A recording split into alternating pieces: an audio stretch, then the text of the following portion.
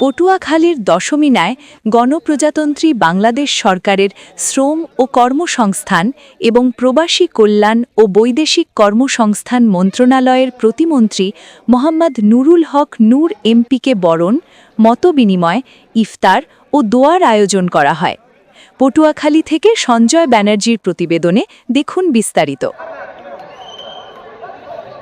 শনিবার বিকাল ৩টায় দশমিনা উপজেলা পরিষদ চত্বরে তাকে গার্ড অফ অনার প্রদান করা হয়। পরে দশমিনা অফিসার্স ক্লাব, উপজেলার সরকারি ও বেসরকারি প্রাথমিক শিক্ষা, মাধ্যমিক, উচ্চ মাধ্যমিক ও মাদ্রাসা পরিবারের পক্ষ থেকে ফুলেল শুভেচ্ছা জানানো হয়। পরে মতবিনিময় অনুষ্ঠিত হয়।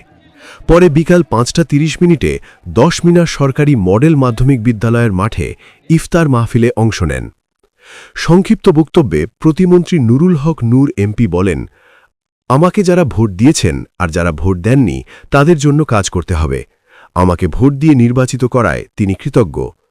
দল মত নির্বিশেষে সকলকে ঐক্যবদ্ধ হয়ে সন্ত্রাস ও চাঁদাবাজি মুক্ত দশমিনা গড়ে তোলার আহ্বান জানান।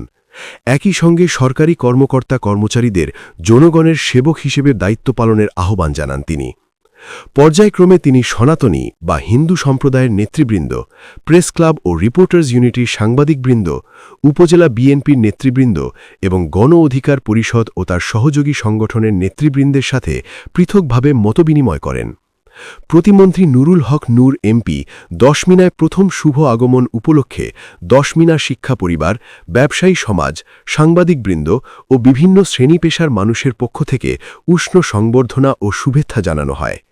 শুরুতেই গণপ্রজাতন্ত্রী বাংলাদেশ সরকারের শ্রম ও কর্মসংস্থান এবং প্রবাসী কল্যাণ ও বৈদেশিক কর্মসংস্থান মন্ত্রণালয়ের প্রতিমন্ত্রী মোহাম্মদ নুরুল হক নূরকে উপজেলা পরিষদ এলাকায় গার্ড অফ অনার প্রদান করা হয়।